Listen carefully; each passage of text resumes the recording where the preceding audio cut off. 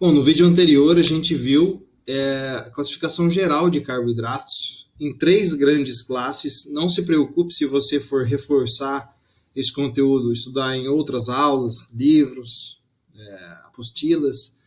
Pode ser que apareça classificações com base em critérios diferentes, tá? É muito comum a gente não ter essa padronização na química. Bom, mas segundo os critérios que eu estou utilizando, nós vamos dividir aqui carboidratos em monossacarídeos, oligosacarídeos e polissacarídeos. Nesse vídeo eu vou falar sobre monossacarídeos, que, como eu já disse, são aqueles que são nada mais do que uma unidade básica de carboidrato, tá? Eles são a unidade formadora das outras estruturas maiores. Então agora a gente vai detalhar nosso estudo nessas unidades formadoras. Estamos aqui. Então fique atento, porque vai poder aparecer uma classificação em relação à função orgânica. Os monossacarídeos podem ser aldoses, por ter grupamento aldeído, podem ser cetoses, por ter grupamento cetona. Em relação ao número de carbonos, desde 3 até 9 átomos de carbono, beleza? Eu vou destacar especialmente aqui as hexoses, porque são as mais importantes. A gente consegue firmar uma relação com o cotidiano melhor do que as outras. Se bem que trioses têm uma grande importância no nosso metabolismo, pentoses nem se falam, né? Estão lá no material genético, mas por ser química de alimentos, eu vou me limitar aqui à hexose, beleza? Então, gente, é engraçado porque eu para usar esse programa eu tenho que abrir o PowerPoint na internet e ele desconfigura algumas coisinhas, mas não tem problema não, dá para entender tudo isso daí. Por definição, então, o monossacarídeo é uma unidade básica, né? Portanto, não sofrem hidrólise. Eu ainda nem falei da reação que vai juntar os monossacarídeos para originar di, tri, óligo, polissacarídeos. Eu nem falei dessa reação ainda, tá? Mas saibam que o oposto dessa união também é uma reação química, cujo nome é hidrólise. Ou seja, para você quebrar a união de poli ou oligosacarídeos, para quebrar essa união e restabelecer as unidades básicas, eu estou falando de uma reação que é chamada de hidrólise, tá? Então, monossacarídeos não sofrem hidrólises, logo eles não são desdobrados em unidades menores.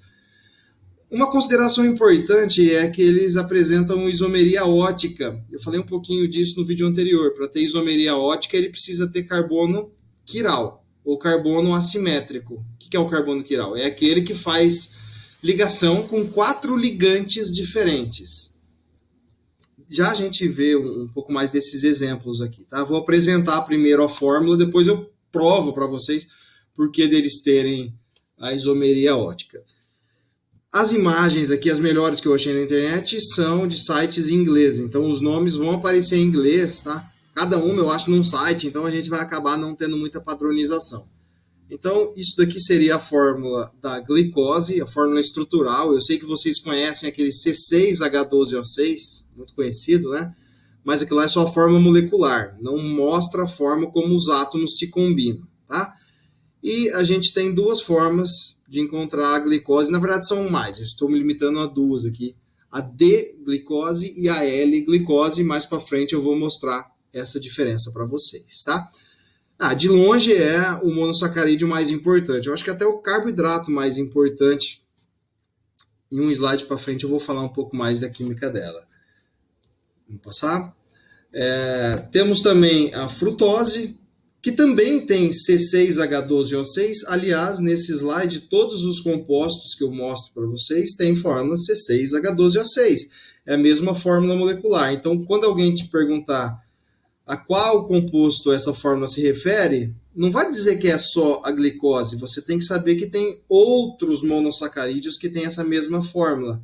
Pelo menos a frutose e a galactose. Essa propriedade na química de compostos que apresentam a mesma fórmula molecular e diferentes fórmulas estruturais é chamada de isomeria. Já usei essa palavra, né? Isomeria ótica. Isomeria ótica é apenas um tipo de isomeria. A isomeria é um conceito muito mais amplo na química.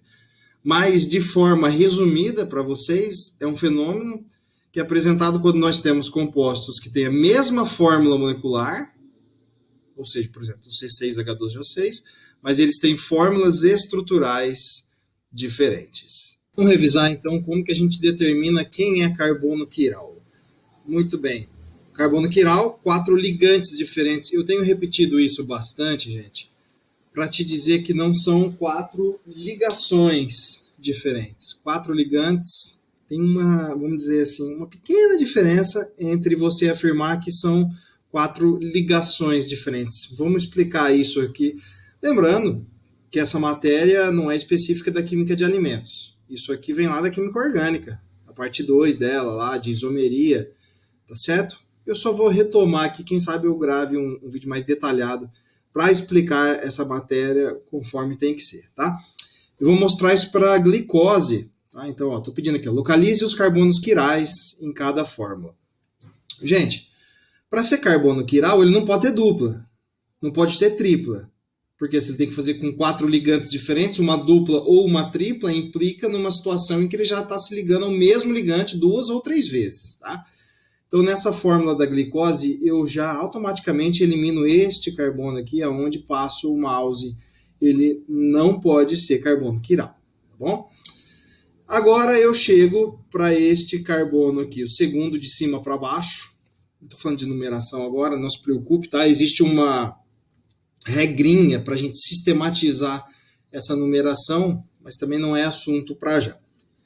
Lembre-se que cada cantinho, cada quina tem um carbono. Esse tipo de projeção, para carboidratos aqui, ela tem uma significativa diferença daquele tipo de representação que eu mostrei para vocês no vídeo de revisão de química orgânica, que eu mostrava aqueles tracinhos. É mais ou menos a mesma ideia, cada quina tem carbono, tá?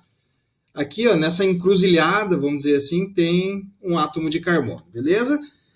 Então, são 6 átomos de carbono para essa molécula, eu já excluí um, sobraram 5, eu vou analisar para cada um deles se são quirais ou não. Este próximo aqui. Quem são os seus 4 ligantes? Um dos ligantes é o hidrogênio, tá? Onde eu passo o mouse aqui. O outro ligante é o OH. Você tem que concordar comigo que hidrogênio é diferente de OH. Aí, para cima, ele está ligado a este grupamento, COOH, que é diferente dos outros 2, né, que a gente já mostrou. E aqui a ligação para baixo deste carbono é tudo isso, todo o resto da molécula.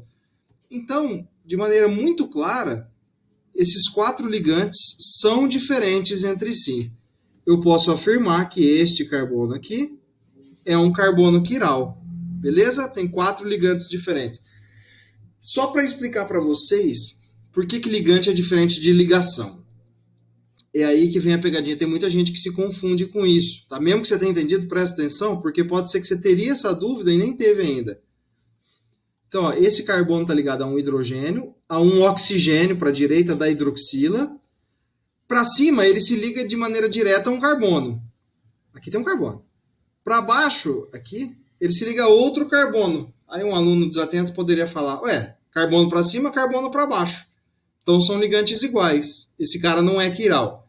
Errado, ele é quiral, tá? Porque o ligante ali da parte de cima não é só o carbono, é o COOH, é tudo isso. O ligante da parte de baixo é todo o restante da molécula também, que é um grupamento bem diferente daquele grupamento superior, beleza? Faça essa análise para toda a molécula da glicose e você vai perceber que ela tem 4 átomos de carbono quiral, foi onde eu coloquei esses asteriscos, beleza? Isso aqui é uma anotação oficial. Para carbono quiral a gente coloca esse asterisco. Então, dos 6 carbonos, este aqui não é, porque ele faz uma dupla, onde eu passo o mouse, tá? Faz uma dupla, portanto, jamais poderia ser carbono quiral. E esse último, gente, ele se liga a 2 hidrogênios. 2 hidrogênios são ligantes iguais. Então, isso aqui vai ferir lá a condição para que ele seja carbono quiral. Na molécula de glicose são 4 carbonos quirais. Faça isso para todas as moléculas desse slide. Bom, mais algumas considerações a respeito dos monossacarídeos. é preciso ser dito que eles não são as formas mais comuns de encontrar carboidrato na natureza. Normalmente os carboidratos estão combinados entre si, formando óligo ou polissacarídeos. Tá? Mas, por mais que essas espécies sejam um pouco mais raras na natureza, né, a sua forma livre não é tão comum, quando você ingere algum carboidrato para dentro, ingerir para dentro, né? Quando na alimentação você toma contato com alguma substância dessa classe, em geral o seu organismo vai quebrar essas macromoléculas, transformando em monossacarídeos. Então na natureza elas são raras, mas vão aparecer dentro de você mesmo que não tenha as ingerido diretamente. Mesmo que você tenha precisado fazer alguma espécie de metabolismo, né, uma reação catabólica para quebrar macromoléculas e originar os monossacarídeos, beleza? Falando algumas coisinhas, né? Eu vou falar um pouco mais de cada uma delas, dessas três que eu destaquei, glicose, frutose e galactose, tá? A glicose, por exemplo, é importante a gente conhecer o sinônimo, também chamada de destrose. Isso aqui também bastante usada lá pelo pessoal da academia. Não chega a ser um suplemento, né? Ele é um pré-treino, sei lá o termo técnico para isso. A galera toma para dar energia. A função de carboidrato é isso daí. Importante a gente notar também que a glicose ela é o único combustível para o nosso cérebro. Praticamente o único. Tem várias formas do nosso corpo como um todo, das células, né, obterem energia, mas o cérebro ele é um pouco mais seletivo. Ele precisa quase que exclusivamente só de glicose, beleza? Aí você deve estar pensando, mas tem uns amigos meus, ou eu mesmo faço uma dieta low carb, no carb, não vai nada de carboidrato nessa dieta, como que meu cérebro vai funcionar? Ele vai parar? Não.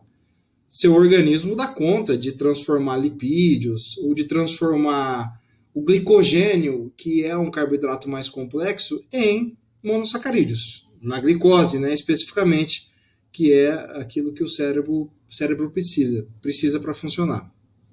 Mas, gente, é óbvio que uma dieta balanceada com um pouquinho de carboidrato, um pouquinho de cada um dos nutrientes, ela é importante para você ter saúde. Não pode exagerar nem para mais, nem para menos, beleza?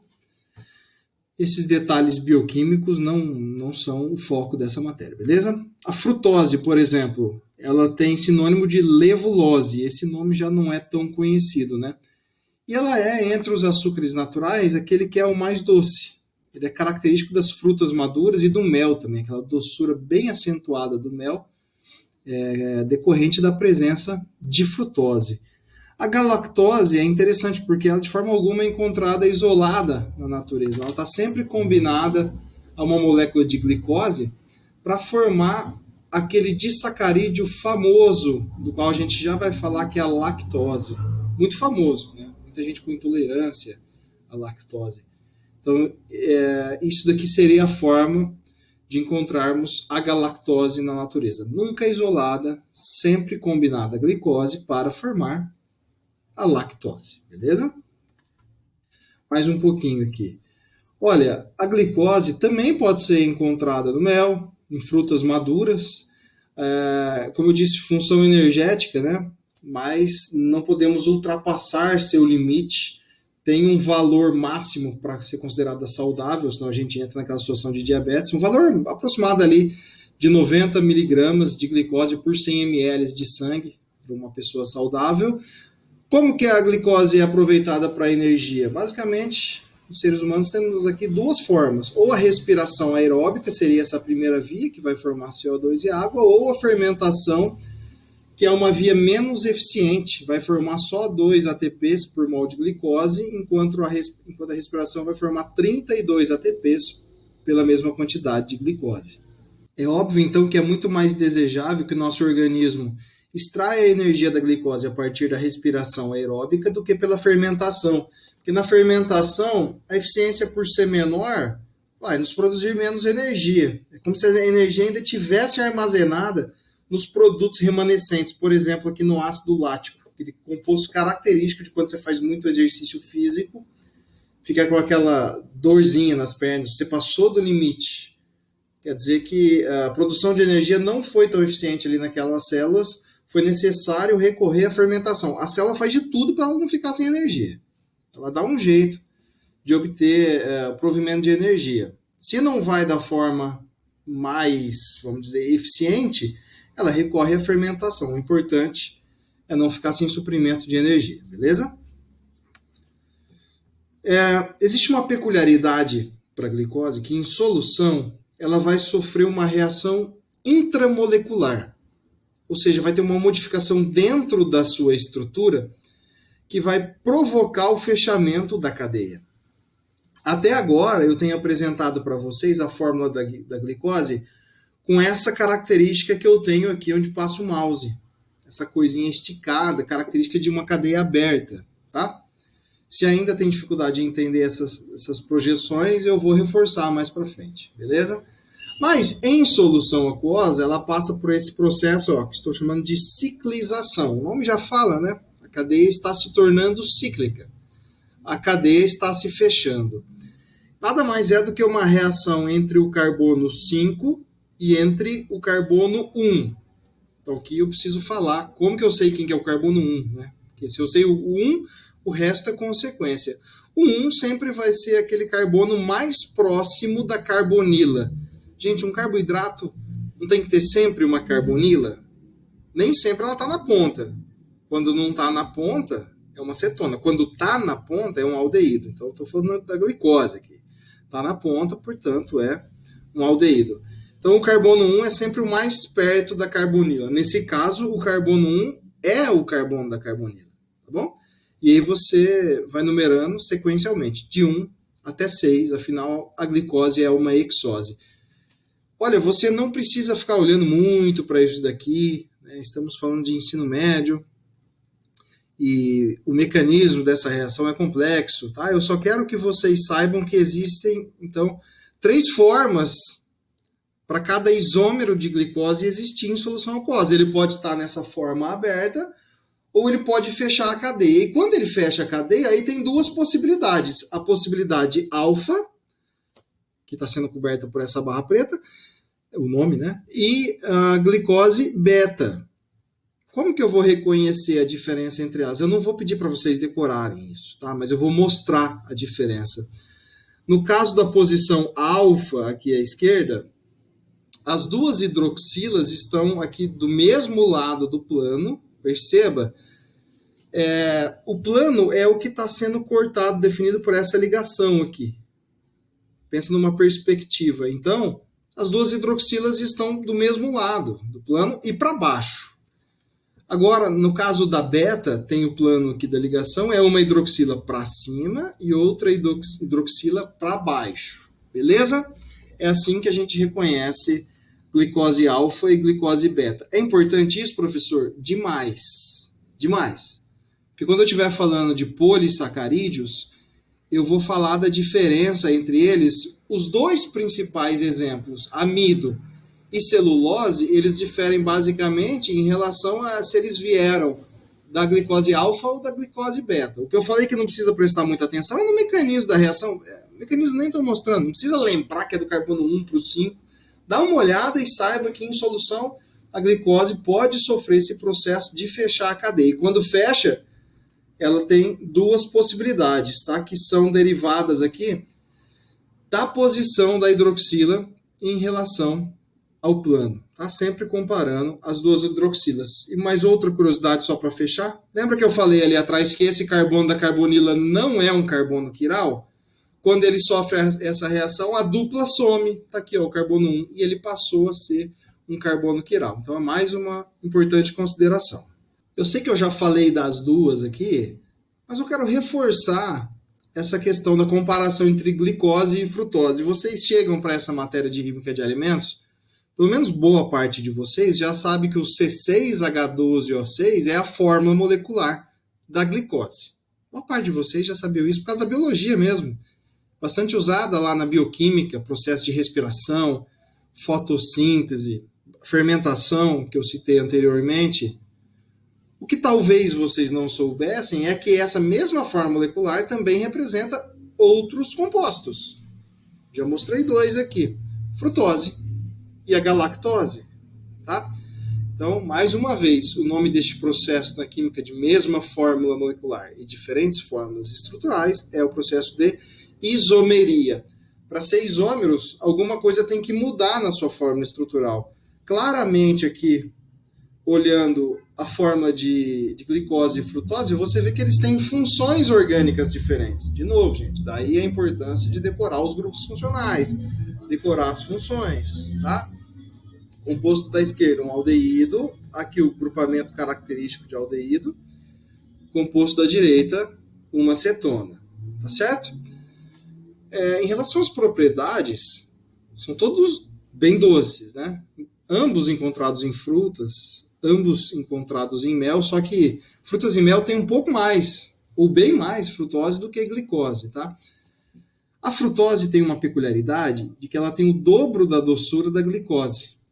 Ou seja, se você está fazendo uma dieta de restrição calórica e não abrir mão de adoçar os seus alimentos, é melhor que você adoce com frutose, porque você vai precisar colocar uma quantidade menor dessa substância, já que ela é, por natureza, mais doce.